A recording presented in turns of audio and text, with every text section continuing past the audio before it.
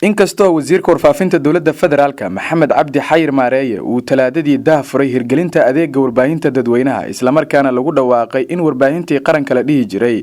hadda kadib adeegeedii la bedelay haddana wax sahlan ma aha tallaabo ay warbaahin uga guurto mid dowladda ay maamusho oo siyaasad ahaan dhaqaale ahaan iyo tafaftiraba ay gacmaha kula jirto oo ay noqoto warbaahinta dadweynaha oo maalgelin hagid ama tifaftirkeeda aanay maamulka dowladda shaqo ku lahayn shacabkuna leeyihiin haddii ay tallaabadaas dhab ka tahay oo dowladda federaalka ah ay doonayso warbaahin shacabka u adeegta lalana xisaabtami karo shaqada laga rabo waxa ugu muhiimsan inay ka shaqayso midnimada iyo bedqabka dadka dhulka iyo diinta inaysan lacag qaadin ama ribix ka shaqayn qaranka oo dhan u sinaadaan oo lahaanshiyo dareemaan in dunida afafka kala duwan ay kula hadasho oo sawir saxa gudbiso inay dhexdhexaad ka noqoto siyaasadda iyo arrimaha ka socda gudaha dalka inay soo saarto barnaamijyo u gaar ah gobol ama nooc dad oo gaar ah soona saaraan barnaamijyo u gaar ah carruurta isla markaana ay dhiirigeliyaan xorriyadda iyo dhammaan dhaqannada wanaagsan waa inay si joogto ah u soo daaraan barnaamijyo kala duwan sida cayaaraha dokumentariyo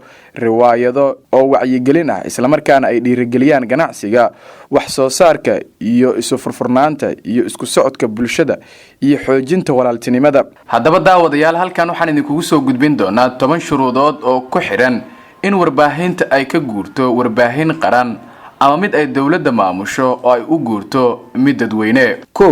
in adeegga warbaahineed uu noqdo lacag la'aan xilli walba iyo xaalad walba 2 hay-addan warbaahinta dadweynaha sheer ma geli karo saamiyo qayb kama noqon karto xayeysiin ama lacag kale ma qaadi karo ama xataa ma samayn karto ribix nooca uu rabo ha ahaadee 3 waa in koox walba oo bulshada ka tirsan ay u soo daayaan barnaamijyo u gaar ah waxaa ka mid ah carruurta da'da macallimiinta iyo ardayda 5 waa inuu qasab uga dhigaa sharciga saxaafadda in ay dadka u sii daayaan barnaamijyo ka hadla wargelin dhaqanka waxbarashada iyo madadaalada 6 maamulka hay-addan ma qaadan karo lacag aan ahayn mushaar kumana tagrifari karo hantidaas dadweynaha 7 waa ka mamnuuc inay taageeraan musharax tartamaya ma xayeysiin karaan qof hay-ad amaba fikrad mana soo bandhigi karaan barnaamij xisbi mana taageeri karaan ama u xagli karaan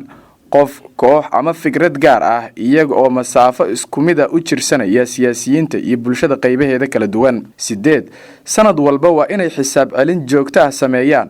oo la og yahay waxa soo galay iyo waxa ka baxay hay-ad ahaan 9 marka laga soo tago inay sanad walba ay soo gudbiyaan xisaab xirka hay-adda haddana waxaa si joogto ah u kormeeraya hanti dhowrka hay-adaha sharci dejinta iyo guddi loo saaray waana in la og yahay hantida guurta iyo maguurtada ah ee hay-adda 10 in wasaaradda warfaafinta la baabi'iyo oo guddi gaar ah maamulaan kana madax bannaanaadaan fulinta iyo hay-adaha dowladda federaalka ah haddaba inta aan la gaarin hirgelinta warbaahin dadweyne waa in la hubiyo dhammaan shuruudahaas oo la'aantood aanay suuragal ahayn waxa loo yaqaano warbaahinta dadweynaha